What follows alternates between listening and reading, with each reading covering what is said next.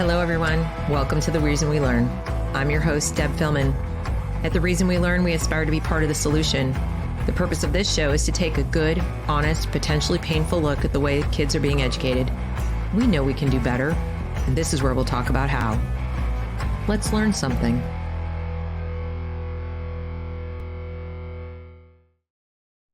Hello, everyone. Welcome to The Reason We Learn.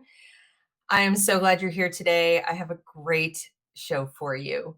We're always talking on this channel about the missing voice in this conversation, and that is the voice of the students themselves, especially teens, especially kids who are in high school, who are now able to speak for themselves, and they have the vocabulary, they have enough years under their belt of both education and life on planet Earth that they have something to say, most likely, and we really don't hear from them enough.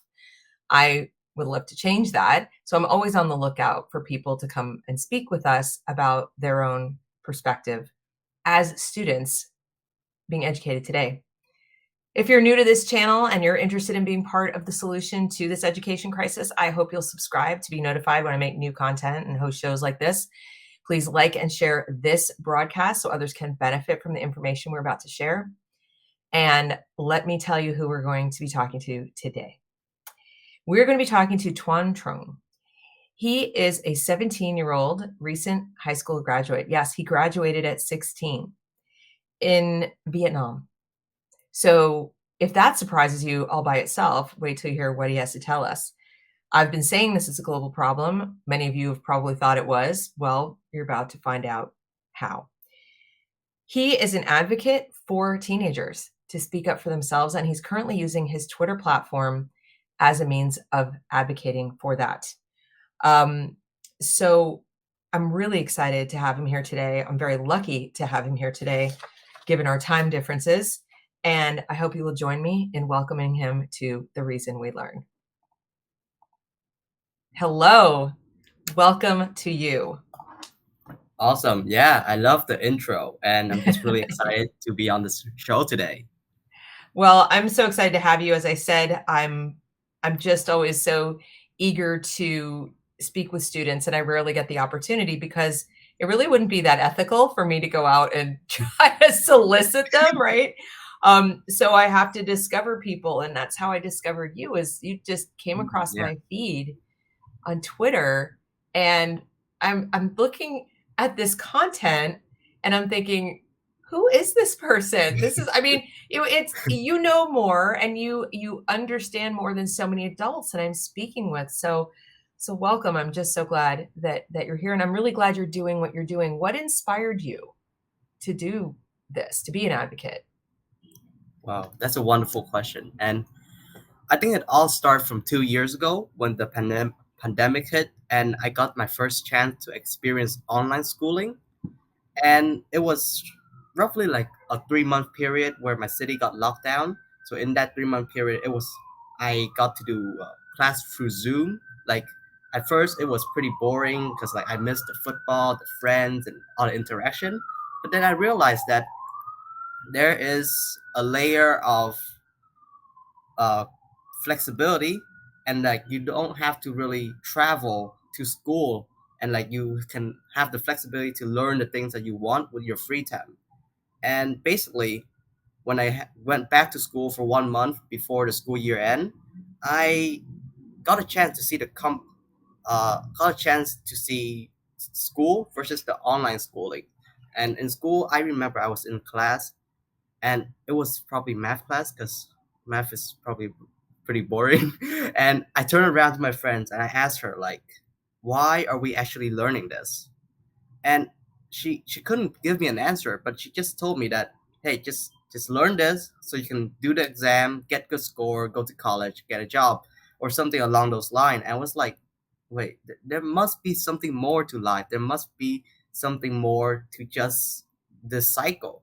So in the summer, I did some research, and I came across a Celis Academy and homeschooling. Yeah. One of my daughters used Celis in her sophomore year of homeschooling for her biology course. Yeah. So a Celis Academy is actually pretty popular for the homeschooling community in Vietnam. Like a lot of families, they use Asa's Academy. And basically, after discovering it and doing research about it, I did a presentation in front of my entire family, convincing everyone that give me this opportunity to homeschool. I convinced them that there was something wrong with education and I want to become a homeschooler. And after 2 months of it, I got my opportunity. And then I fell in love with the model. I learned so much more. I rediscovered my joy in learning.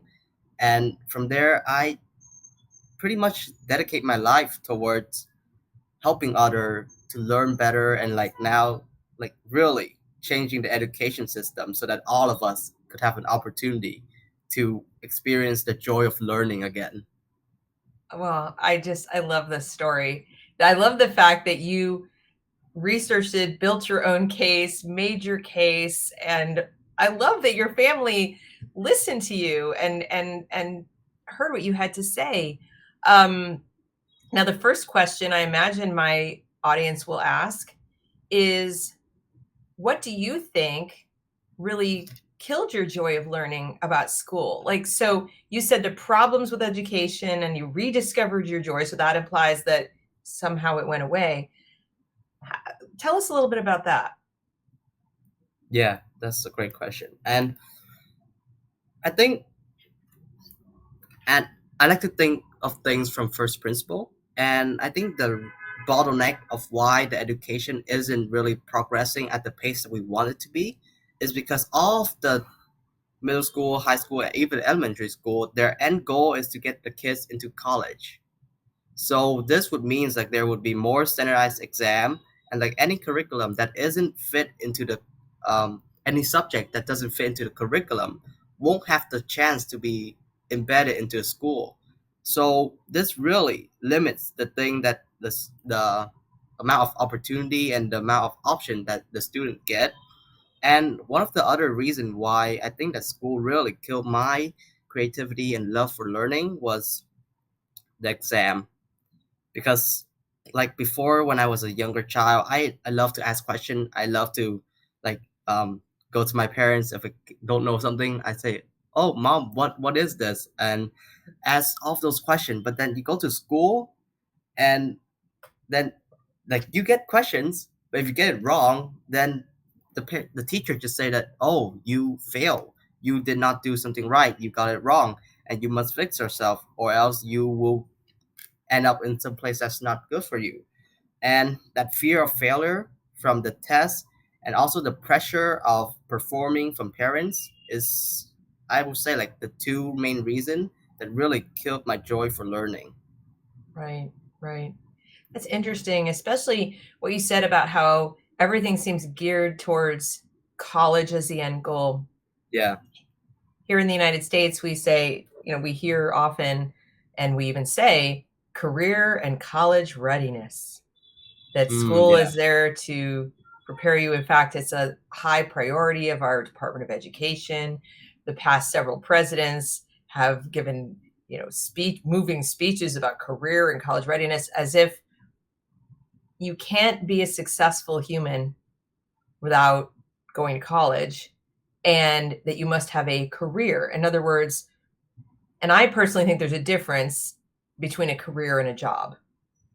A job, gainful employment, being, meaningful work that earns you a living, isn't necessarily a career. In fact, you might switch careers, you might switch fields. I certainly have multiple times in your life, and that doesn't make you a failure. That doesn't make you a bad Yeah. person. That doesn't make you anything but your unique self who took opportunities where you saw them. A career is a defined thing where, right, you kind of move up a ladder in a specific field where you get to some imaginary endpoint that is supposedly the top of whatever it is. And I think even that is pressure on a person to be a specific kind of learner. So one can think of college or university as, okay, it's the next step in education. But once you add that career piece, it's, I must go to this kind of college that has this kind of curriculum that has and then of course they add in STEM, which prioritizes science, math, Yeah. that above and beyond humanities, above and beyond anything else.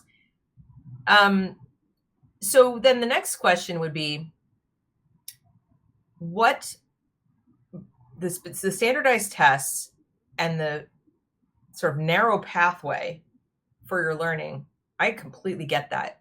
Are you seeing any other problems with the material itself?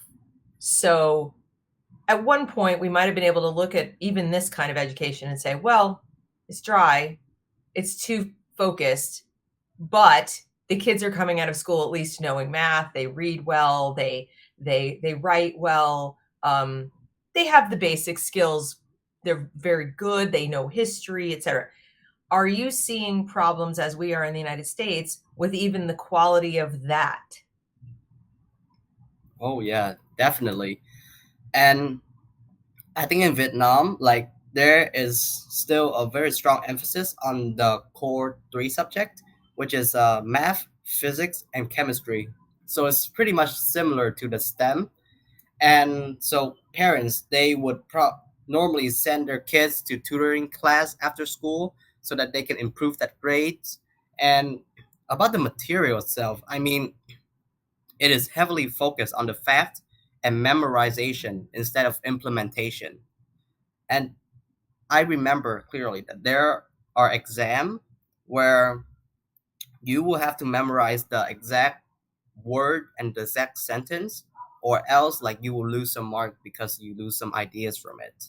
So there is not only the fact that the material self and the content inside is outdated and not really relevant to your life, but also like the pressure to really like stick with the idea and not expand too much, because like that's just how the way it works, and the teacher they just prefer it that way. Interesting. So that would seem to hamper any kind of innovation or creativity within the field, right? It's like, learn this and stay, don't color outside the lines, as we say. What about, you may be aware that in the United States, we have some ideological trends in education. Um, Everything you've described so far is also happening here. So Yeah. focus on standardized testing, push to go to college, push to career, narrowing the focus even within a given field to very, stay here, don't experiment, and almost zero hands-on. So they've even reduced the number of labs that they do in science, and most things are, writing up stories and descriptions of things rather than getting your hands dirty. But we've also got something happening here where the focus within the education is on the use of time in the classroom to achieve something called social justice. In other words, infused in every class, including science, including math, is a discussion of equity, racial justice, social justice, LGBTQ, so social justice is very big, and it's infused in every single subject matter area. Are you seeing this term even in a Vietnamese manifestation, or is that something that is unique to the West? Wow, yeah. So I think in Vietnam there's a less emphasis on this. The only subject that really sort of like fits in with your description would be civics, which is a subject where school basically teach you about the core value, the traits of being a good citizen. And when you go to college, there's a course on uh, Mark Lenin and his methodology and his thoughts. But like for the school, from middle school, high school, like all we have is civics. And the problem that you're mentioning isn't that um, big of a problem in Vietnam. Oh, okay. So now Yeah. within the civics class, is there an emphasis on teaching values that one might think of as what we call collectivist, meaning, compassion, empathy, cooperation, sharing, as opposed to personal responsibility, individual achievement, self-determination, free will, and volunteerism. So, you kind of see the diverging paths between like, I'm responsible for myself. No one is supposed to take care of me. I don't have a right to other people's things. Okay. And then the other side, which says every human has a right to all the things, healthcare, housing, water, food, even if it's provided by government, such that they grow up believing it should be provided by government. Are they talking about this in the civics class, or do they keep it fairly neutral? Like, this is how the government works. These are the people. This is what they do. Memorize these facts, pass the test. Yeah. So I think it's pretty much neutral, but there's this also like in civics they just teach you like the core thing like integrity, compassion, honesty, and other thing the social value that you were talking about, and we don't really promote that personal responsibility that much, but rather it's focus on the collective improving together. Got it. Okay. So sort of like a little bit softer version of what we're doing here, because in the United States, individualism is bad. It's like it's Okay. we've gone from, we're all in this together, collectivism, like we don't mention individualism, to those people are domestic terrorists, they're bad, don't be Yeah. like that. If you're like that, you're an evil person. So they've gone all the way. And obviously it varies even within the United States. Some school districts lean hard on that, others are just still in the soft stage. Yeah. But that's interesting. So for you then, it sounds like your main focus is not so much on the ideological problems in education. That doesn't seem to plague you in Vietnam. It's much more on the structural and systemic problem that is inherent in mass formal education. And Yes. so you've talked with other teens, I imagine, about this. What feedback are you getting in general and about the work you're doing? Yeah, so most of the team that I talk to, they are actually in America. Like I don't talk that much to my old friends in Vietnam, but like from what I'm hearing, it seems like they are really stressed out from all the exam that they're having. They are being overworked with homework and projects, and like some of them, they even say that they just want a break because like the amount of work is just unimaginable for them.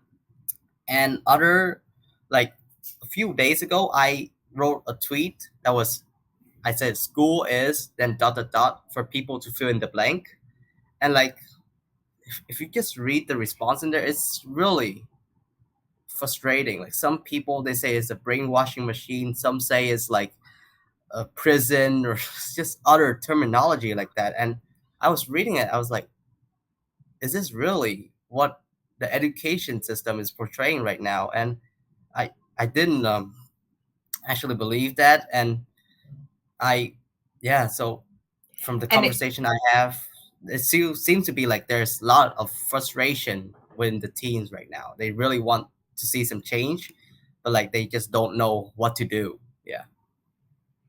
Now that is fascinating because during COVID, when we had virtual learning, parents were really fired up. Open the schools, open the schools. You've got to Yeah. reopen the schools.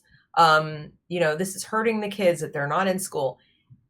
And while I agreed to the extent that I thought the lockdowns were wrong, Yeah. and I certainly thought for those students who have terrible home lives, I mean, the kind for whom school is a haven, right? Home may be chaotic. Maybe their parents have multiple jobs and they, are going to just be plopped at different places and so on. I thought, yes, I can see how opening the schools would be really important. And for those students who their only love in life is their sport, like that's their release is, Yeah. my football team, my softball team, my volleyball team, whatever, and they cannot play because the school is closed. That would be I was an athlete, that would have crushed me. But I kept thinking back to my teenage years, even when I liked school, even when I went to private school later in high school and I was like, I like it here. Had that been the situation where I had to learn on my own or learn some other way? Now, the virtual learning they gave them was terrible, but had I been able to just have that extra free time, I would have been like, I don't see the problem, right? So the whole time, especially for the teens, I kept thinking, I, this is scarring the children for other reasons. They have to cover their faces. Everybody else has their face covered. They're being told, terrible things are happening. They see their parents stressed out. They see their parents worried about work. So there are a lot of stressors with the lockdowns, certainly. But I thought the one about the schools being closed was, yes, academic achievement is going to be harmed per the school, right? Yeah, In other words, like they're not going to pass that third grade test on time. yeah, That's a given yeah, because, the year is going to arrive and they won't have learned the material and they're not going to pass that test on time. But as a homeschooling parent, I was like, what is on time really? I kept thinking kids are, when it comes to learning, first of all, there's a lot you can do at home. yeah, Secondly, I was thinking like they can catch up super fast. They just need your love. Like they just need you to say everything's going to be okay. This is temporary. Here's some books. Let's surround you with, wonderful encouragement and a rich environment if you possibly can. Like do what you can, right? The internet is full of things, right? So I kept thinking that I was all alone and thinking this wasn't the worst thing in the world that they were out of the schools, right? And my yeah, kids, of course, being homeschooled, my life didn't change that much, but which was another benefit, right? That your life isn't tethered to all these other people. And so that was just something that I noticed. And it's interesting that you found the same, that you found that you had more free time and you found you could learn more things. Other than Acellus, what other things have you seen as far as opportunities for people to learn at home that you think are great or that you think are promising from a teen perspective? yeah. So I have done a lot of interview, a lot of tour space with some edtech founders or like some edtech programs, and I have been speaking with Mackenzie Price from GT School or Sora School or Cuprio, and seems like there in common there's this emphasis on project-based learning, where the students themselves they get an opportunity to learn through the project and not just through reciting or just learning from the facts itself. So I would say probably the biggest opportunity right now is to uh, look for some alternative edtech program out there that are offering some sort of like project based learning for the kids, and this like not only like help them learn the skill, like develop a holistic view of the skill they need, but also like give them this community for developing that friendship and that connection with other friends that their age. What do you say to those who think that all community needs to be in person? And so they'll say, I'm afraid of homeschooling because my kid will not learn social skills or they will be weird or, they won't have friends. What would you say to those who think that school is the answer to that problem and that moving to the model like you're describing will just isolate their children and hinder their social skills? Yeah, I think like there is definitely the stereotype that homeschooling kids are just sitting in the basement playing video games. Like that could be a possibility, Yeah. but I mean like homeschooling doesn't mean like you have to stay at home. It just means that you're not in school. So the kids they can have meet up with other kids and create some sort of like learning pods. Like they could go to the library with their families to read books. They could go to the park to draw. And the thing I want to say is that they are not actually stuck at home, and like that's not what they do all day. And for the online connection, I believe that technically, other than the fact that we cannot touch the other person, then having a conversation like what we are doing right now is already such a deep level of connection that I think that it could not replace the physical interaction, but it is somewhere close to the physical interaction. Right. And when you think about it, you know, in school, you don't really Yeah, interact on a deep yeah, level with you're physically in the same room maybe, but first of all, you tend to be sitting, this way, not looking at people. And even when you're working on a project, very often the assignments are arbitrary in the sense that they go count off, or you four people work together and you four people work together. yeah. And I've noticed teachers do this, and I was pressured to do it in the brief time that I was teaching elementary school, create what they call mixed groups or diverse groups, Mm, meaning make right. sure you have one kid who's really excelling, at Yeah. least one per group, and then the kids who are not excelling can lean on that person. And here's what happens then: that kid does all the work. Oh they yeah, can, the kids have figured it definitely. out. They're not stupid. Like, even the ones who are not excelling in the given subject, they're not dumb. They know Yeah. my goal is to just kind of coast here on that person's, ride on their coattails, and then be like, look how we did, right? When it was really one person doing it. Yeah.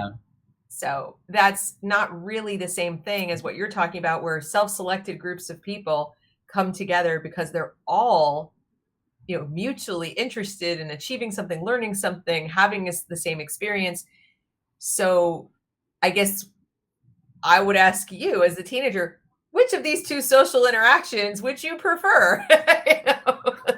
Like, the one where the teacher goes, socialize with these people, or the one where you meet some people in an online interest group about something and you say, hey, let's get together at such and such place and do the thing. I would say that it's definitely the second one, because the first one, not only that you're being forced to do something, but also like the member inside your group, they all have different interests. And like, let's just say I love business, let's just say, but then in the group, like all the other friends, they play video games or watch movie like that. How can I, like, it's very hard to have a conversation and actually form a relationship and connection with all of them when you all have a different interest like that. Right. Yeah, and like And on the what would you internet, there's say just scale, and like you can meet so many new cool people on the internet. what would you say to the adults who say, but you need to have these diverse interactions with people who are different from you, and learn their perspectives and that? What would you say about that? I would say that actually in school you don't really get that chance to interact with other. Because like you sit in a classroom, like you sit in rows, you wait, you don't really speak that much, and the teacher is the person who's doing the speaking. Get some break in between. You have lunch. I think lunch is probably the time that you do most of your socialization, but then you're eating while you're talking. But like after school, you have the activities or sport. I mean, that's also an opportunity for socialization. But I just feel like it's not really that authentic, and like there's just so much other pressure or other factors that going on, and like they aren't really appreciating or like really investing their effort into the conversation itself. It's interesting. And then I wonder sometimes too, I look back on my school experience and I can count on one hand the number of people across my entire formal education that I still have any contact with. Oh yeah, And as far as people I'm actually friends with, maybe 2, 3. And yeah, even true. then, we don't see each other or talk that frequently because the main common denominator is that we have those shared memories. It's Yeah, not that we live the same lifestyles or we do the same things. I mean, there are some common threads. That's why we're still friends. But again, if you think about the number of years of school, I mean, like, kindergarten through graduate school, and I've got 3 people, like that's, that's just it's not good. that's not, no, all of my friends, my closest friends Yeah, I've made in adulthood, they're chosen, and they're chosen primarily because we do have shared interests, shared values. We have selected each other it, based on those things, not based on we sat in the same building together because the government said you're in the same zip code here, go to school, or you're in the same socioeconomic class, or you're in this whatever. Now, you mentioned group and project work, and the fact that homeschooling gives opportunity for students to work together on things. What is your take on the role of what we might call scholarship, meaning like the traditional learning of the best of knowledge that has been passed down through the ages for its own sake, for sort of background cultural knowledge, either in addition to, or so like, because I'll admit to you up front, I am a bit biased Yeah. in the sense that I think that before students, in particular teenagers, can be uh doing all the project work, I think it helps them tremendously, both in terms of their character development and just view of life, as well as generating ideas for them to explore and innovate, to be pretty well steeped in, for lack of a better term, the classics. So in other words, to have a foundational knowledge of the knowledge that was Yeah. acquired before, documented before. I tend to believe in the, sort of hierarchy of knowledge, that you sort of, when you see what the ancients learned and how they learned it, and then you see how that was developed later on, and then how that was developed later on, you begin to realize, like, things don't spring out of thin air, right? We build. And I also think there's a fair amount of character development that comes in reading some of these stories with these classic themes. And I'm just wondering what's your take on that, because that's the kind of thing that a child might not know about to naturally gravitate towards, and they might need an adult or someone with that experience or background to say, hey, here's some Plato, here's some Aristotle, or here's Shakespeare, or here's or whatever equivalent you might find in Vietnam. I'm not Yeah. trying to make it Western centric. Like, here are the thinkers, the doers, the builders, the writers, the poets of the past that we, your elders, think would be a good idea to touch on at least a little bit. What is your thought on that? And no judgment. Like, I'm genuinely curious. I have a Yeah. bias, but I'm also quite a bit older. So you live in this world and you're growing up in a completely different century. And Yeah. so maybe I'm all wet. I don't know. Yeah, I would say that kids are naturally curious to learn new things. And it's not, if kids don't want to learn something, it's not because they don't want to learn it. It's because the content or the way that's being packaged is not engaging enough for the kids. And Interesting. I believe that you're right. Like, we do need some level of foundation, and like kids should know about the history and some classical work, because like those are some wisdom from century and from great thinker of the past. And I like to think of it as really just connecting the dots inside your head.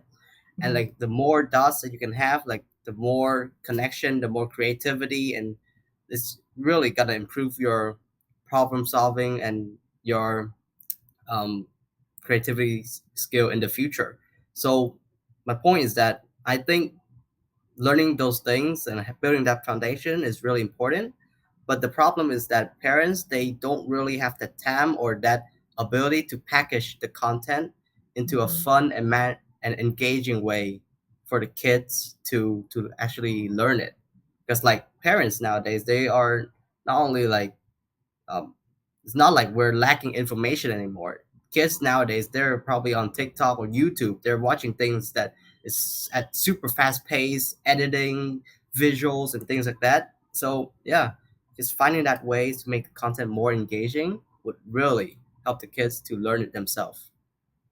I think that's an excellent point because, you know, as good as my latter years of high school education were, because I was in a private school, I still wasn't introduced to the ancients. Okay, so Yeah, Aristotle, Plato. So I had to learn that as an adult. I had to start reading that as an adult.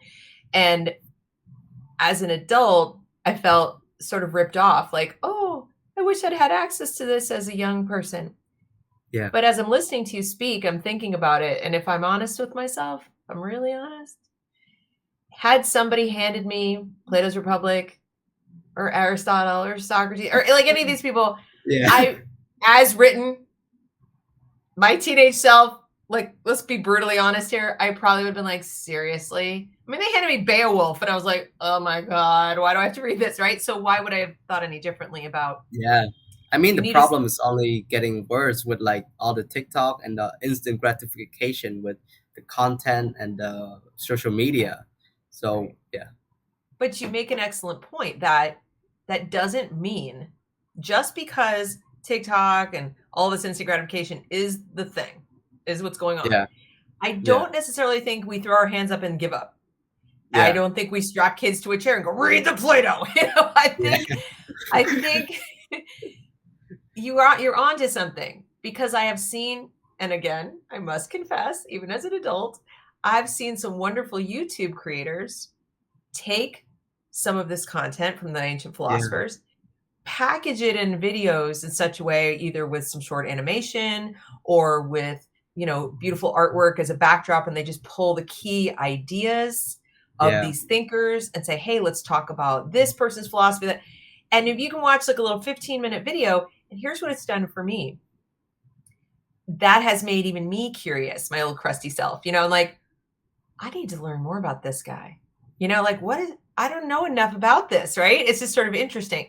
So I think you're absolutely right. You can stimulate that not that curiosity, package it in a way that is more accessible to yeah, this sort of mind speed and temperament and so forth, which is what it is. I mean, I think yeah, I agree with you. Parents do probably need to accept this is where we live now and just retool the content. The content is good, we just have to package it differently. And the word, I'll just let you know that people in my generation hear the word engagement, and a lot of us go, oh my God. Because what in the education space in the United States, that's sort of code for entertaining the students. And uh, what we've seen a lot of teachers do is err on the side of entertainment, and the content gets watered very way, way, way down, so yeah, that the emphasis is on the kids don't remember anything. They remember they had a good time. They remember the teacher was a fun teacher, but they don't remember anything else. But yeah. I have a theory. Let me ask you this. Okay, It's not because they made the content engaging. It's because they watered it down for the purpose of a test. What do you think about that? So rather than let the students choose from engaging content they were already interested in or that sparked their interest, so that they had some buy-in, right? It was chosen for them. Like, this is today's activity. I do a show. I entertain you with this video or this thing. You have to consume it. You have no choice. And yeah, then you're going to be tested on it afterwards. yeah, And I need you to pass the test. So I'm aware that you didn't choose it. I want you to pass the test. So I'm going to make the content really easy. That's the problem, not that it was engaging. Am I making sense? yeah, yeah. I agree with that. Like I was saying in the beginning, I think there is a really core problem that we are over testing stuff, and like because that everything comes down to the test, then the content itself, like it will have to fit in with the curriculum that was created, and it really doesn't leave room for kids Mhm, to explore that curiosity and like just explore the different path that in a mhm. subject. Right. Now, another question my audience might ask is, okay, what about assessment then? So homeschoolers will, like you, or go and be homeschooled. Yeah, We do use schooling as a credentialing device in our yeah, societies to yes, determine somehow for employers, for colleges, for those students who want to go, for trade schools, to determine what a person knows. Like, are they prepared to do this level of work?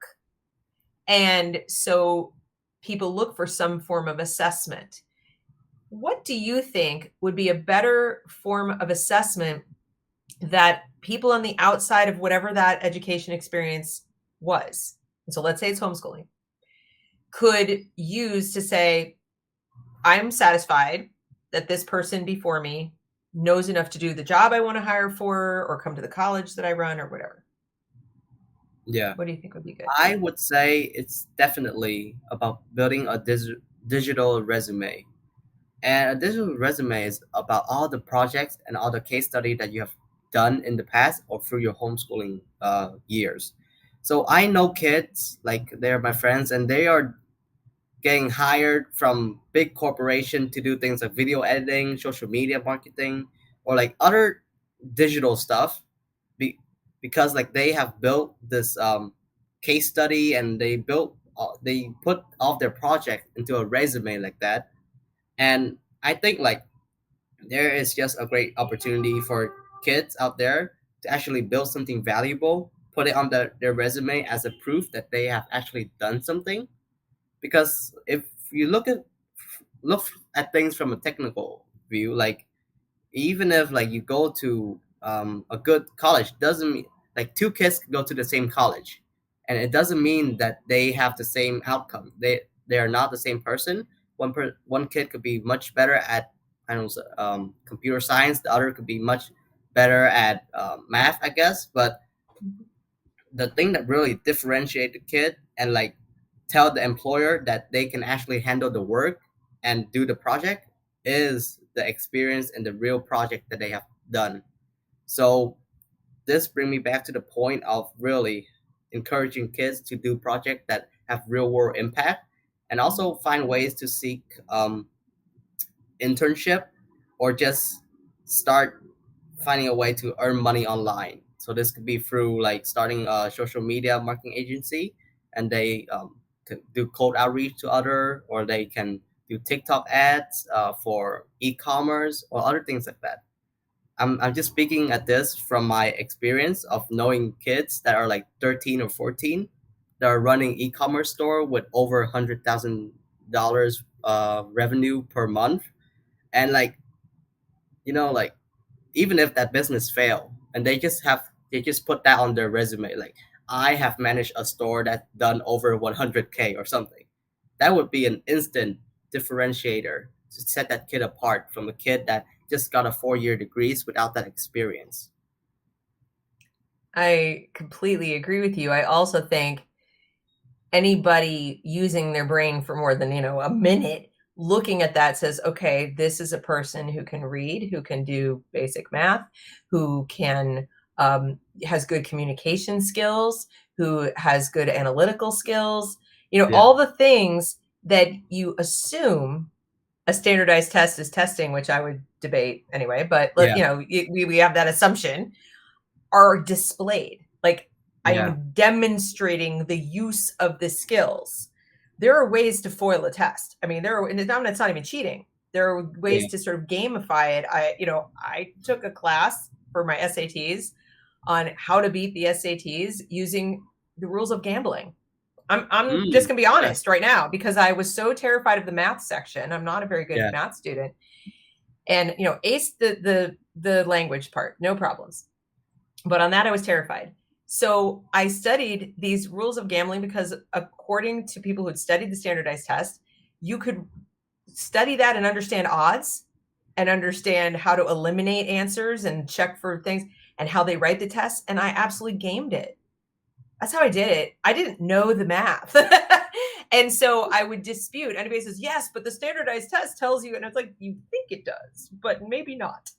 Yeah. Um, so I love this idea. It's like a portfolio. And do you think it works also for people who are not in the digital space? So again, people who are writers now, you can write things and present it digitally. Yeah. Painters, musicians, everything can be captured now, Absolutely. recorded, pictures. This is my artwork. Here's my music recording. Here's me performing as a busker in the subway. Here's, and so on. Or with my little string quartet that I put together with my friends and we Yeah. played for weddings or whatever. Why not? If you're in drama and you want to perform, you perform plays and you join a theater group, you have recordings of that. All Yeah. of this can be documented and put together, as you say, as a presence Yeah. available from anywhere in the world for people to look at your portfolio. Absolutely. Yeah. And I think like the power of social media, like sometimes we say that social media is bad, and like it does have like drawbacks, but we can't deny the fact that social media give us the opportunity to build personal brand, and it gives a chance for us to really tell the world our voice, our skill, and demonstrate what we're good at. So like back to your example of a person who's into drama, like she could record some script that she acts, or like some of the advice that she have, and I am guaranteed that there would be um, producer or people in the industry who will look at that and say, "Hey, I want to work with you." Or Right. if that doesn't happen, then there would be like um, brand opportunity where she now becomes the influencer, and that could Right. be an income source for her. And like Right. more and more, we're seeing more creators who are turning their what used to be like media company into sort of more a business. Like Mr. Beast, he is turning his YouTube channel into now what we have a Beast Burger, Feastable, and then even so much more. So yeah, I Right. think like capturing attention in 21st capturing attention in the 21st century is just one of those leverage that you can use. Right. And it really could be applied to anything. I mean, even science, Yeah, even computer science, you can write, yeah. codes, you can make apps. There are many things you can do to sort of test your skills or demonstrate your skills. What would you say to the parents watching who are concerned about safety? So there are parents who say, I don't want my teenager to have social media. I don't want them to be online. I don't want them meeting strangers from a half a world away because danger, that sort of thing. I have a 14-year-old who is fairly active with her Snapchat account. And I've told other parents about that, and they are just horrified. How can you allow this? And I've explained to them that I've sat with her and she's showed me how it works, how she uses it, what her safety protocols are that she uses to establish whether somebody is going to be in her circle or not, whether she's going to let somebody in or not, how she puts herself out there, what she says, what she doesn't say. And given that, it tells the other person if a screenshot is taken, like there's certain things that it does. And I was so impressed with two things. First of all, her ability to identify the safety loopholes without me even telling her. So she and her friends had sort of figured it out. That her problem solving skills in terms of coming up with ways of dealing with that, and the way she was able to make a case to me. My whole approach was make me a case, sell me on it, explain to me why I'm wrong to be worried about this. And she doesn't have Twitter, she doesn't have Facebook, she doesn't have those things, but she does have this Snapchat. And then she's also introduced me to some of the friends she has met that way who do come from different parts of the world. Yeah. And I'm actually incredibly impressed with these kids and what she's able to achieve as far as a social circle, that I just said, I'm going to allow this, because after a point, you can't wrap them in bubble wrap and protect your children from everything. She's here under my roof every day. It's like I know where she is. We have rules about things. But I just said, this is the world we live in. I can't completely cut it off. Then it becomes forbidden Yeah. fruit, whatever. What would you say? In addition to, here's my pitch, parents, that's what I'm saying is work with your teens. But what do you say? I would say that overprotecting your kid or bubble wrapping your kids is probably worse than letting them experience of the downside. Because here's how I think. I think that if the kid experience the downside, at least they will get the experience of how to overcome it the next time, how to block it in the next time. But if parents are just overprotected and they just not let their kids really see the world outside, then I think that will be a setback for them. But another thing that I think would really help parents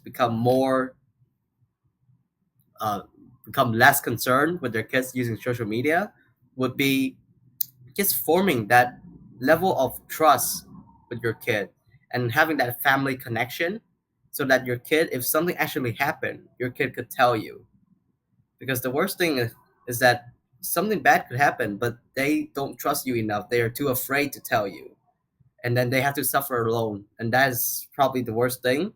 So I would say like having the parents opening up on the potential dangers of the social media and telling them that it's okay, and relate to the problem so that they both are sort of like in the same boat together.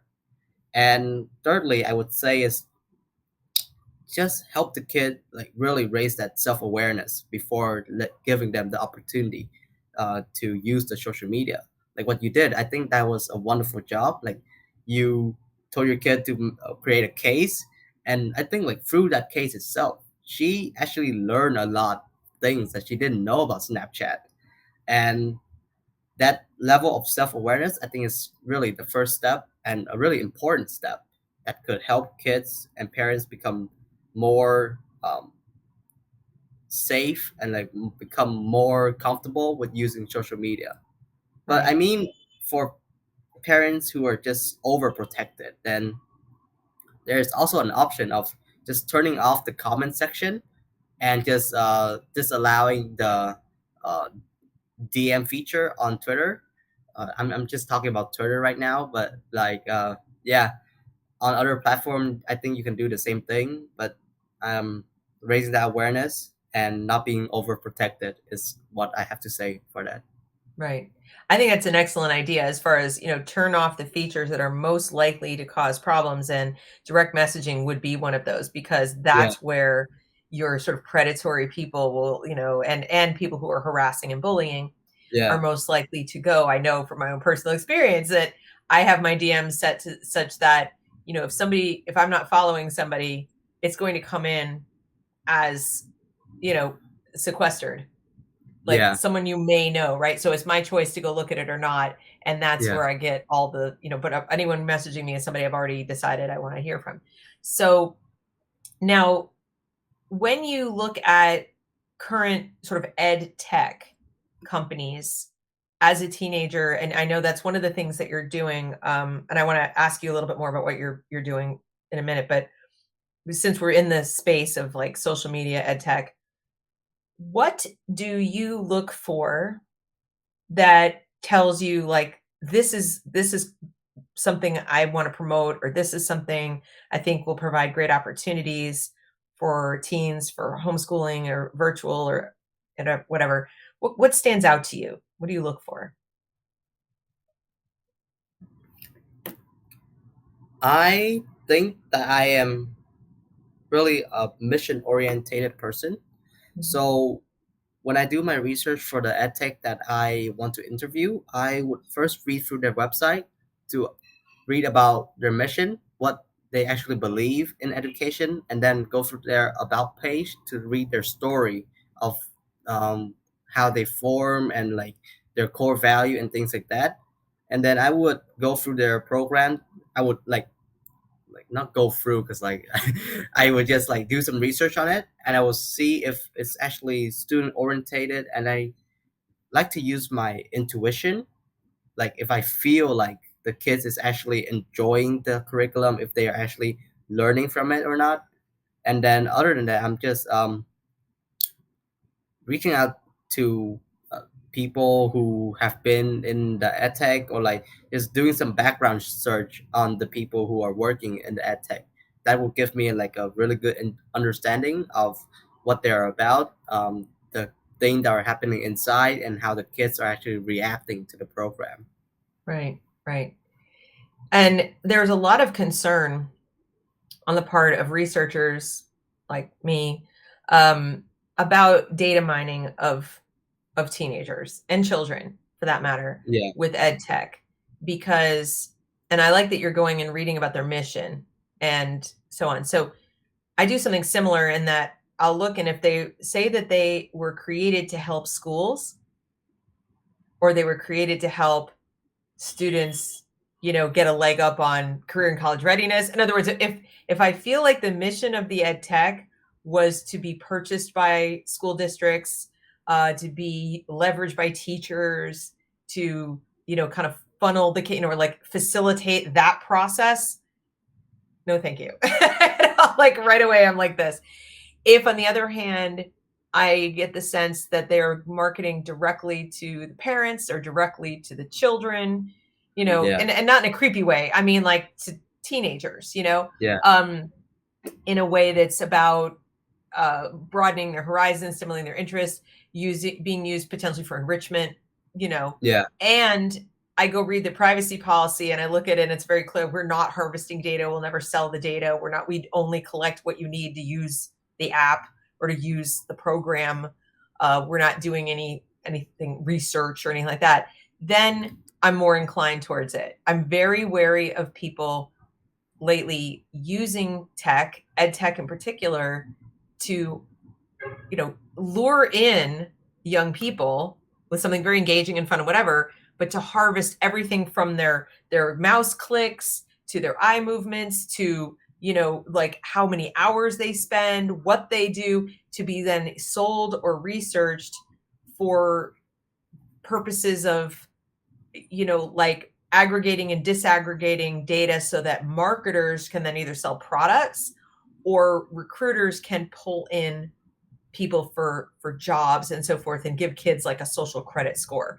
I'm really concerned about the movement towards data mining of children. That bothers me. Yeah. Yeah, that is definitely a big concern, especially with tech. And like nowadays, you would see news like big, even software company like Facebook or Instagram or especially TikTok, like Yes. they have been reported of like really stealing data behind your back, and we don't know what they do with our data. So that is really a downside of using software and being over reliant on something like that. Right. So that's an interesting point. When you say over reliant, what would be your definition of that term? Because and that's another thing. Parents my age, I'm in my 50s.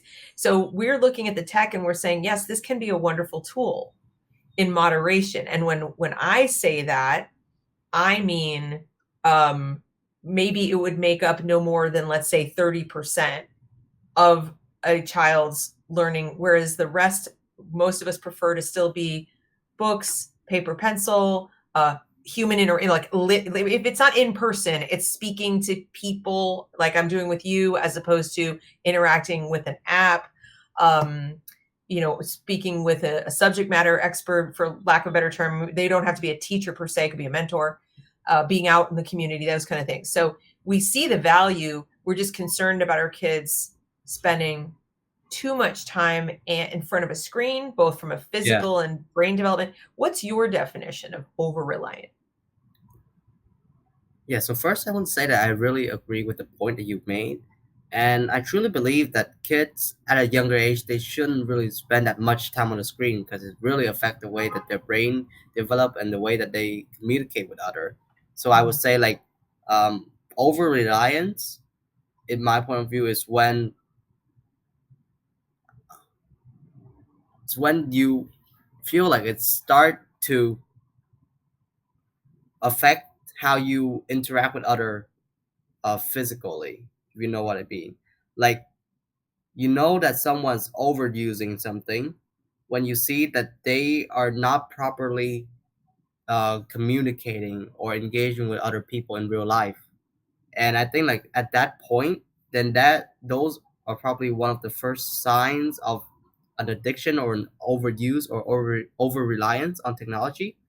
And I think at that point, parents should start to take notice and check in on their kid and encourage them to like use less, and if things get worse, like maybe um t- bring them to professionals to get help, because like that could create some really detrimental mental illness that is not that good for the development for the kid. Yeah, I agree.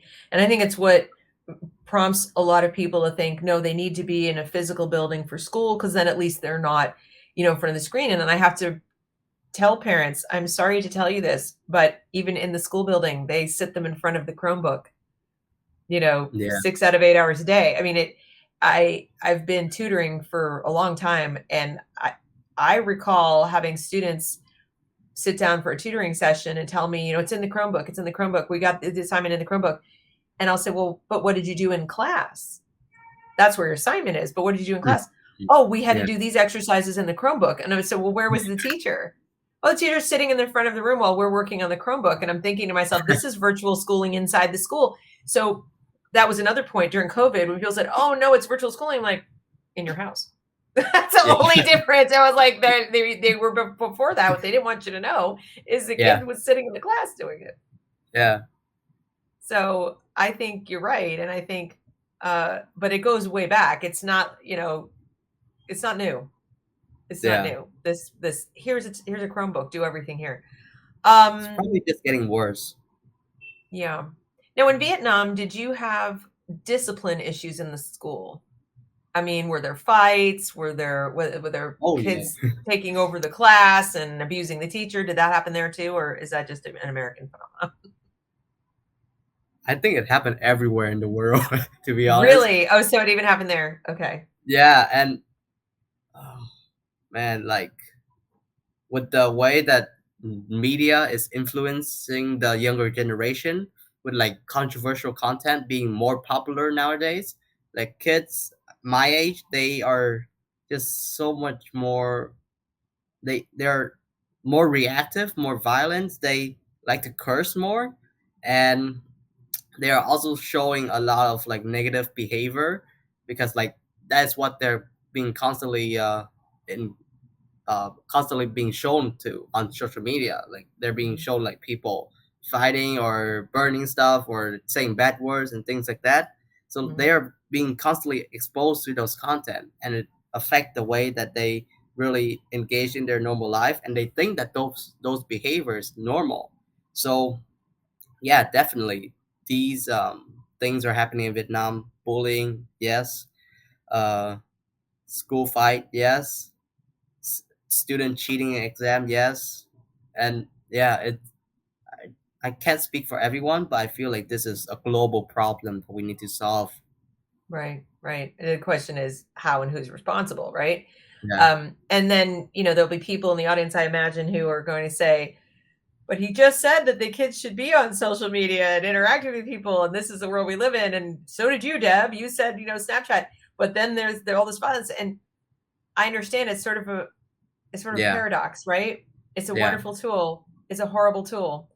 Um, what would you say to those people, those parents who are feeling betwixt and between? They're like, I I want to do what's right. I want to keep up with the times and not cut my child off and wrap them in bubble wrap, but I'm not really excited about them learning to be a disrespectful, ungrateful, entitled little fill in the blank.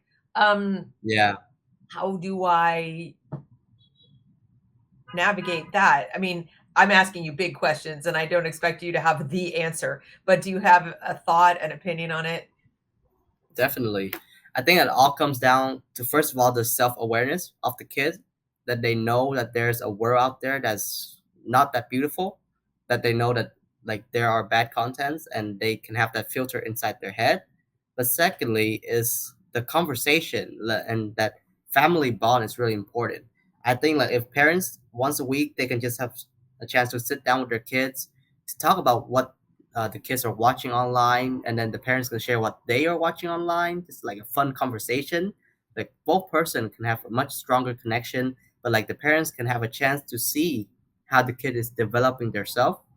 And if they see that the kids is going in a not good direction, then the parents can definitely like tell the kid that, hey, I don't think that this is probably good for you. Right. Have you thought about X? And then they can introduce more material or more resource for the kid to go deeper into the things that are good for their development, and like eliminate the Right. bad things right from the root. So like eliminating things from the root instead of letting it mature over time and become a bigger problem. Interesting. So I know we're sort of jumping around here in our timeline in this conversation, but tell us a little bit about your early years then, because it would seem to me that you know, being the person that you are, as I'm sitting here talking to you, you seem so much more mature than the typical 17-year-old. Um, I'm prompted to ask, what were your formative years like? So let's say 0 through 10. Zero. Um, in terms of your home life, you talked a bunch about, establishing that those family bonds, the self awareness. How do you think you developed that self-awareness? What were the specific things that happened in your life that led to that? Yeah, so I okay, first grade to fifth grade, I was in no, first grade, I was in public school. So like the normal school that the majority of students in Vietnam they go to. And then from second grade to fifth grade, I went to international school. And this is where you really learn all the West, where I learned the Western material. You have the math, language, art, science, and the Vietnamese subject was really minimal. And then in sixth grade, my mom thinks that I really need to keep my Vietnamese root. So like she sent me to a bilingual school. So this was both the English curriculum from the IGCSE, the U Cambridge, and also the MOED, which is the Vietnamese public school system. So what really changed the way that I think and shaped this level of self awareness for me is definitely after making that presentation to my parents and going through the homeschooling process. Because before Interesting. that, I was just another normal kid. I was probably like a really nice guy, a really nice kid, that's what other people say. But I was nice. I was following the rule. I was good at class. I didn't really say much. But then after homeschooling and making that presentation, I realized that something's wrong, and like also when I was homeschooling, there wasn't really that much support for me. Like the homeschooling community in Vietnam, mostly they are younger kids, like from K to one. So like for me, I really have to swim by myself, and by going through things by myself, I mess up a lot. And through those mistakes that I make, I learn about the self awareness that I need and how to be more composed. And from there, I learned the valuable soft skill that got me to this point. That's Yeah, fantastic. so So it's from not, one decision, yeah, so parents out there watching, if you have older kids and you're thinking, "Oh, I missed the boat," in terms of uh, helping my child become, this self-aware and able to handle the online space, or I can't reverse anything. It sounds like that's not true. But it also sounds like you had a family that was fairly interested in your education and involved enough to say, no, now I want you in this school, or now I want you in that school. They were willing to make changes, because they placed a high value on how you were learning. Is that safe to say?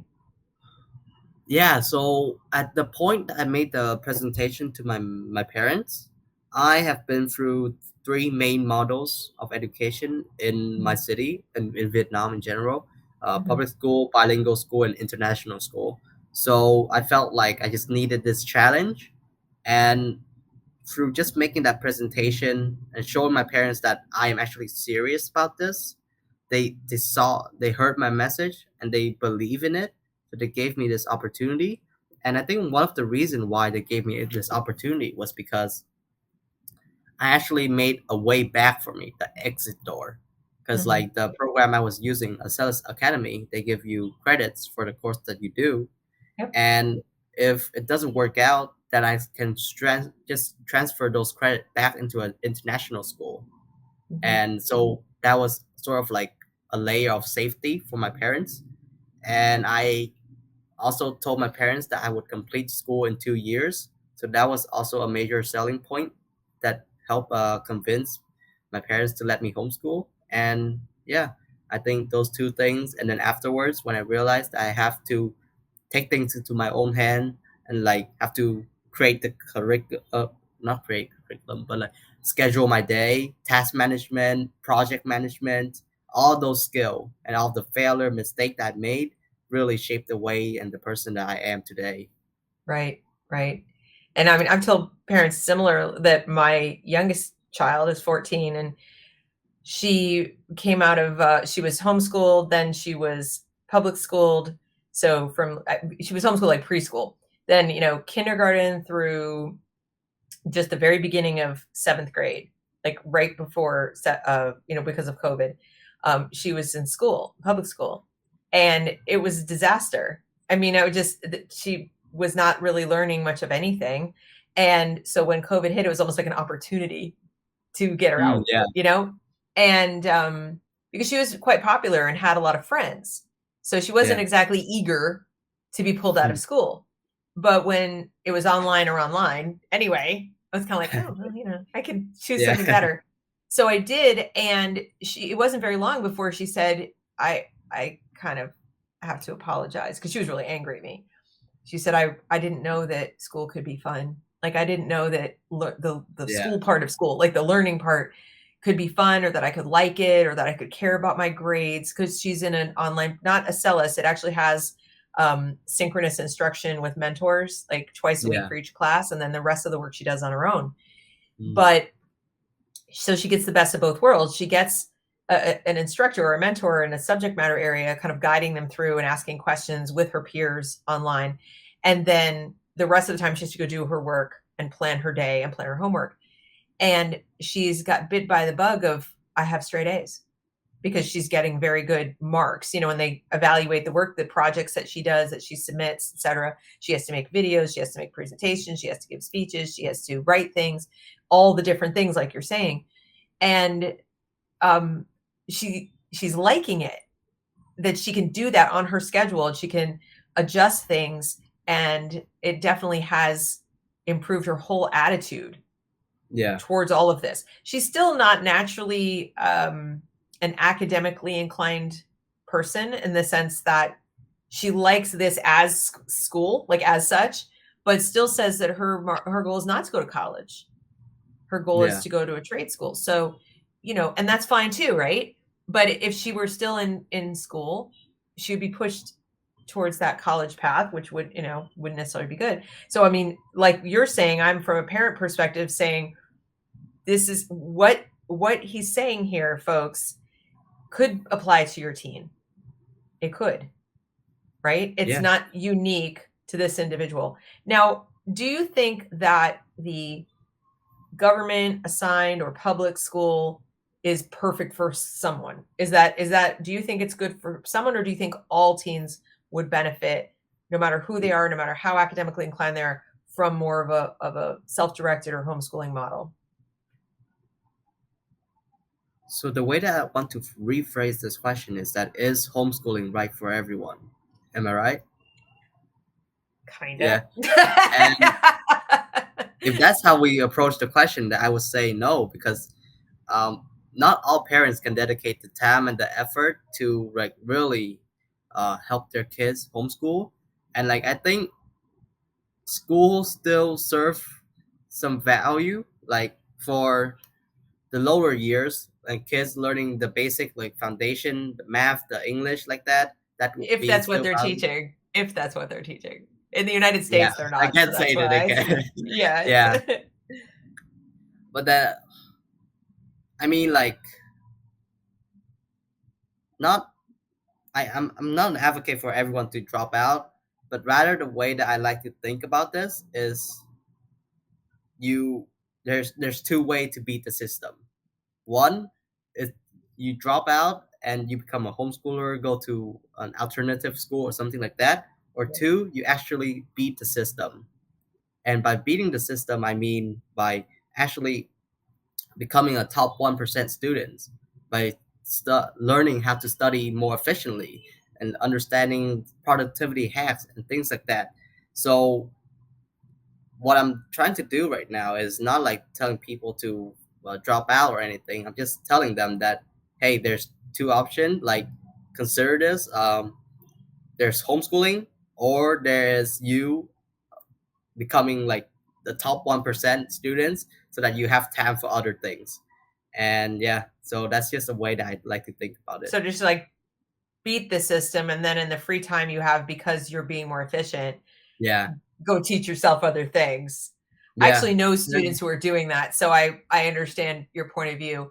Um, I think the challenge here for us in the United States is there, which it doesn't sound like you have in Vietnam, is we have a big problem with ideological push in our schools. And so there are parents who are very concerned that the material, even at the youngest grades, that the material they're actually teaching is not those basics, is not even a narrow version of the basics in high school towards college, but it's something Yeah. fundamentally different. Yeah. And that the students are actually being groomed to be political activists, political revolutionaries. And Yeah. so that's why I asked, because perhaps in Vietnam, it's still definitely an option for people, like you said, whose parents. But here, I think we have a little bit more of a moral imperative, as well as a you know, I mean, ethical and technical imperative to protect the youngest and most vulnerable children who aren't able to Yeah. protect their own boundaries from Yeah. aggressive ideological push, but also teenagers like yourself, to make sure that they are able to get at least those basic skills and they're not being supplanted by somebody else's political agenda. So if I believed in a given high school, the kid could, as you say, just become one of the 1% and just get through it and teach yourself something else. And they would either have the time to do that or the mental headspace. Like if it weren't being filled with, you're a bad person if you're only a good person if, like all of this social stuff, I would say, yeah, okay, viable option. But with teenagers, do you think that the teens need as much of the parental involvement as the younger kids? Or do you think you were able to, once you made your case to your parents, that it was like, go, do it? Oh, do you think that teenagers can Mm. do it on their own? I mean, not totally alone. Obviously, mom and dad have to work, but I'm saying if they're working and you come up with a program, they sit down with you over the summer or something and come up with a program, and then you can kind of self-direct. Do you think that's possible? Yeah, I think it's possible, but it's not wouldn't be as effective as having a mentor or a person who would be like gently guiding you or coaching you along the way. It's Got like it. even Yeah. though I was uh 15 at the time, like I my brain was not properly developed at that age. Okay, and like I made a lot of mistakes just by not having that person who's guiding me along the way. And I Right. think like at a younger age, parents does play a great role in development of the kids, and more like we should introduce more people into the kids life who have an influence, like introducing more mentor or like giving the kids the chance to experience the real workplace, giving Right. them short internship or just like shadowing their parents for a day, just following them around to see what the parents are doing. So I would say like kids like some some people say that kids are that we should give kids the chance to choose whatever they want to learn, but I actually believe that s- the support and the guidance from the teacher, from the facilitator and the parents is still really important, because kids are still kids and they, as much as we like, they do not know everything yet, and there are things that we know from experience that we would really that would be really beneficial for the kids to know. Yes. Oh, I would agree with that. And I think what I'm finding or what I'm hearing though is that there is a market for these facilitators. So teachers, let's say there are teachers who are very dissatisfied with what's going on in the schools, but they still want to work with children, Yeah. okay, of all ages. That sounds like there's an opportunity for them to coalesce around the idea, you talk about ed tech, but how about like tech ed? In other words, a technological um, clearinghouse or something where these mentors could be, and the parents and the students could access them and connect with them and choose somebody and Yeah. say, okay, this is your person. This is going to be the person who you meet with, at the beginning of each day for X amount of minutes or whatever, to like check up with you, have a check-in, to help put together your program or your curriculum with you, like a little consultation. What do you want to learn? Okay, let's make it happen. And then check in periodically. How's it going? Somebody to maybe even give you grades if that's something that you're interested in. Like uh, evaluate against rubrics that you agree upon in the beginning. How would you Yeah. like to be evaluated? Well, I'd like to know that I've mastered the subject, or I'd like to improve this much, or whatever. And so you work it out, and that person serves as that purpose. I think Yeah. there is a market for that, and that somebody just needs to build it. You know what I mean? Like build that, Yeah. whatever it is, where people can come in, register, put their qualifications. They're not tutors. See, there's a difference between a tutor and a facilitator, in my opinion. Yeah. And the facilitator would interact more with the parents than tutors even do, and I think would have more of a mentorship role than a tutor comes in to remediate typically. It's Yeah. like, what's going wrong, right? But this is the person who is way before that, who hopefully prevents the need for a tutor, right? That Yeah. they, like you're working way through at your pace, and you're doubling back over material to relearn it if it's taking you longer. You're not going to need that. The tutor is necessary because you have a timeline, and it's the school's timeline. I have a Yeah. test, I have homework, I have a deadline. I got to meet it, help me get there, right? This Yeah. is something fundamentally different. What do you think of my idea? Yeah. I think it's a great idea, and I love how you said a tutor is sort of like restricted to the timeline. And when I think of tutoring in Vietnam, like the role of tutor in Vietnam, they are just there for kids to prepare for exam, better prepare for exam, and like for the tutoring session, all we do is solve problem over and over, different variation for that subject, and they don't really like design anything or like ask the parents for feedback or anything, but rather just solve the problem so they can pass the exam. But rather facilitator, I think like they have a much more proactive role in designing stuff, interacting with the parents, being that bridge between the parents and the kids, get the common to be the middle ground between them, to find the best idea and helping that kid really Right. excel in their life and learn the thing that they want to learn. Yeah. I mean, they can be the consultant to help plan. They can be a parent coach to help parents interact with the student on a more regular basis around the learning. A lot of parents feel very self-conscious about this because the public schools have kept them at arm's length, and have, I think, to a certain degree, traumatized parents into believing that they're stupid, that they don't know anything, that even though they've been through school, that, we're the experts and you're just the parent. Like, you just gave birth to this child, now go away and let us do our job. So when it comes to actually helping their children learn, parents are like, I don't even know where to, I've been told for so long, I don't know how to do this. I don't think I know how to do this. So they almost need like a little coach to say, but you do, because you know your child certainly better than anybody else, right? Presumably. Yeah. Or if you don't, this is your chance to get to know them. And then also an accountability coach for the student, especially as the students get older. You talked about, I made some mistakes and so forth. So that's when accountability coaching could come in and say, so tell me what your plan is for getting your work done this week, or tell me how you're going to structure your project, or what are the metrics for success for you, and how will you measure it? Yeah. And then that person checks in with you. So Yeah. it's a kind of a role. It's a special role. It's not suited to every teacher, certainly. And I actually think there are people who have not been teachers who would be excellent at this role, Yeah. precisely because they haven't been classroom teachers. And so they're not stuck in all these bad habits of, what's your deadline? But the I trick, think like I said, is building something where these people could coalesce. They could just come together and say, I could do that. I'd be good at that. I want to do that. I want to be part of this solution. And so I'm handing this to you, Chuan. Here you go. Here's the idea. You're a brilliant young man. Maybe you can build it, or find somebody to work with you to build it. so. Do you think this is something similar like micro school?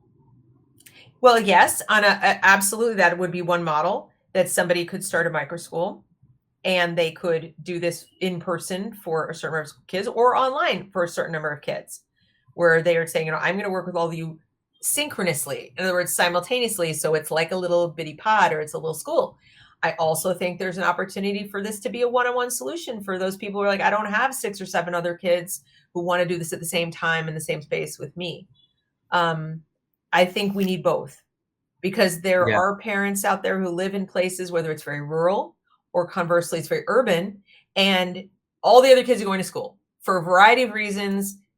They're just, nobody's really homeschooling. They don't see the purpose yet, but there are those couple of parents who are like, so they need a way to do it right now, even if they don't have other people.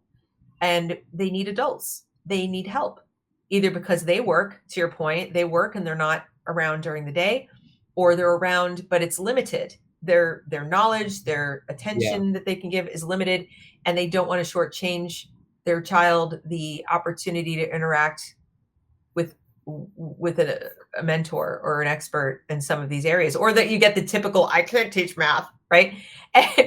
And I can tell people till they're blue in the face, till I'm blue in the face, that you don't need to be the math teacher, because like a cellist, there's so many other ways that kids can learn these days, or paper curriculum materials.